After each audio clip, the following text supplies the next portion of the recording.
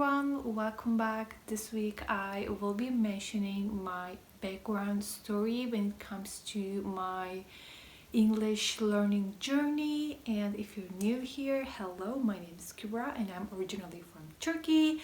And if you still don't know, English is not my first language, it's actually my second language. It is gonna be the topic of this video, how I got so fluent like this, how I'm able to have a natural accent, and specifically I want to talk about the real story behind learning a language, because in most cases it's not like how you think that it's gonna be. Also, I have my scripts and notes over here, and it seems like I will mention the mindset around learning a language a little bit. So I hope it's gonna be helpful and a little bit eye-opening for everyone out there thinking about becoming bilingual. So let's get started. Firstly, I want to take you to my university years where I was desperately trying to learn English, because reflecting now, I feel like there are some valuable lessons for me to learn and you definitely deserve to know. I believe they will tremendously change your mindset perspective around how to learn a language. Early in my journey, I was trying out every possible way that I've heard from people.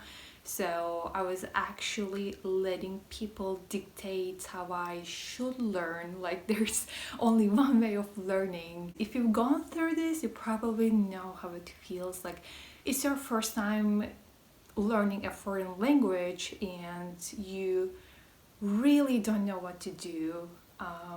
And so you listen to other people, you rely on other people, you rely on their knowledge and experience because you don't have any experience. Everything seems so complicated and impossible to reach. But later down the road, I realized that this type of learning, like boring grammar, lots of books everywhere, it is not for me, and I had a sense that something is wrong. I'm not learning, like something is missing. The thing is, I actually had some basic knowledge from my high school years, but I realized that it is not gonna be like enough for for a daily conversation or stuff like that, because that was my aim. I thought that more grammar is what I need, like learning more vocabulary is what I need, and if I sit down and study, it's gonna be all fine. Like, I have to know before and then I can use that knowledge, which I realized that it is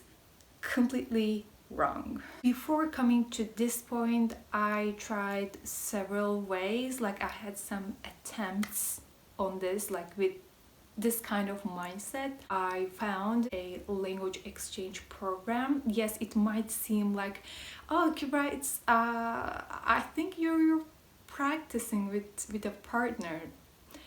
No, that wasn't the reality for me. I made some bad decisions because the student they matched me with was she was a really fluent person when it comes to Turkish, and she actually didn't need a person for practicing Turkish. We used to meet up like once in every 2 weeks, which I don't think is enough when I think about it right now. And like, I had a grammar book, and we used to open up that book and try to like learn stuff. She would try to teach me some stuff, and like maybe for 15 to 20 minutes or something. It was super short for me, and I know it is not enough to learn something because it wasn't a systematic um, curriculum or anything. And like the rest of our meeting was casually chatting in Turkish because she was super fluent and like C1 or C2 or something like that. And actually there was nothing that I could give her anymore, and she didn't feel like she needs to teach me stuff. And she ended up coming to our meetings after sending me a rude message like, Kira, it doesn't seem like you're gonna learn English, so I won't come to the meetings anymore, so bye. It was something like this, and I just felt so heartbroken. Then I heard Isaac, I hope my pronunciation is correct, that Isaac has two offices in Istanbul, one in Anatolia side and the other one is in Europe. So I decided to apply for them to become a part of your community, because I heard that if you work there as a volunteer, you're gonna be able to practice your English because everything is in English and Turkish is not allowed. So I was so hyped, so excited, and I tried my chance with Anatolia side first. They rejected me, and I tried the other one, and they turned me down again. And I remember so well the day that I got rejected by the Europe office. I was like wandering around in the streets aimlessly and like thinking about what should I do next, because back that time, like, I've tried so many things, guys, and Isaac was my last hope for learning English.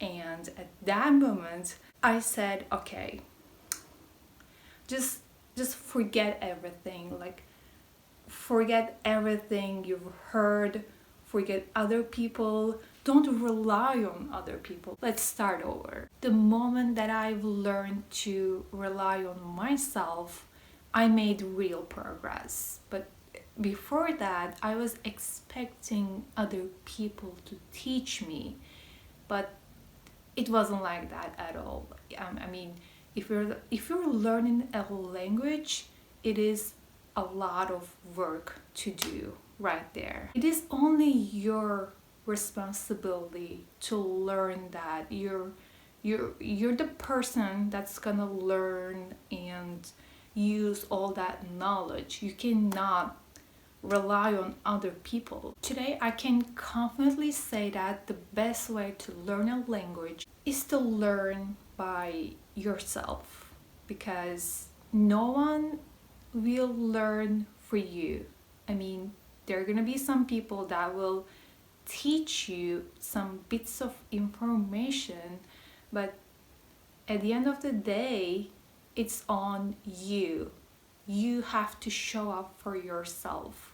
Additionally, there are million ways of learning a language, and this is gonna be your own personal story. So you don't have to follow a popular path and learn that way. I mean, no, it's gonna be unique.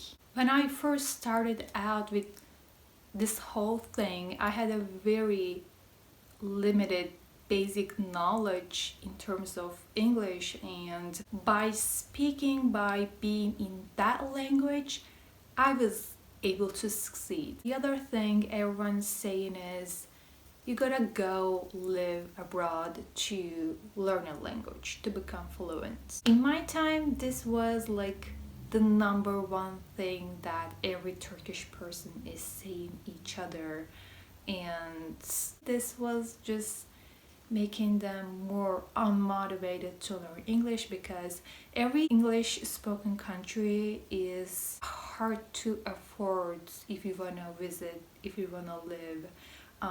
Nowadays people are more open to like some other alternative ways like apps and internet, etc. Yes, it's great to expose yourself to your target language in your everyday life, but it is not necessary. In fact, I was super fluent before my first time traveling abroad. But if you want to learn a language by heart, you somehow should use it on a daily basis and hear from native level people. Thanks to some online school platforms that values practicing and real life knowledge like Lingoda, I believe this language learning journey can be fun and much more easy. If you're living in a city where you're not able to go out and meet local people to speak, don't worry, Lingoda got you covered, and now they're also offering a 7-day free trial, which you can choose between 3 small group classes or 1 one-on-one class. For those hearing for the first time, Lingoda is an amazing online language learning platform where you can decide the time, days, and hours of your classes in advance. So it's super flexible. Also, my favorite part of Lingoda, they currently offer classes for 4 languages: English, German, French, and Spanish. I do take classes for my English as I want to enhance my knowledge, but recently I've also realized that learning the cultural sides is really important. For example, I've learned what cannabis is in one of my classes, and honestly I was thinking like, oh, I think I will never encounter it in my life because it's too specific. A month later, I stumbled upon a newspaper title saying cannabis is gonna be banned in Amsterdam. So I was like, yes, I know that word. It was such a language ring moment for me. So at this point, if you're not sure of learning with Lingoda, you can use the link below to get your free trial. And if you decide to continue, you can use my code 30Kubra to get a 30% discount on your first payment. In addition, I will add the placement tests link to the description so you can take it and figure out where you're at currently. Just give it a try. You got nothing to lose. Don't settle and keep searching. I want to close off the video by saying you either make a language a part of your daily life or you forget the language, because it's not like something, oh, I learned, what's next? Like, it is not something like that. And languages are living things, and you gotta use that knowledge or you'll forget it. I mean, it's too basic. It doesn't matter how much you learn, there's always gonna be something to learn next. So it is actually a lifelong journey. If you're a beginner, my best advice is just learn the basics. Learn basic tenses, basic vocabulary.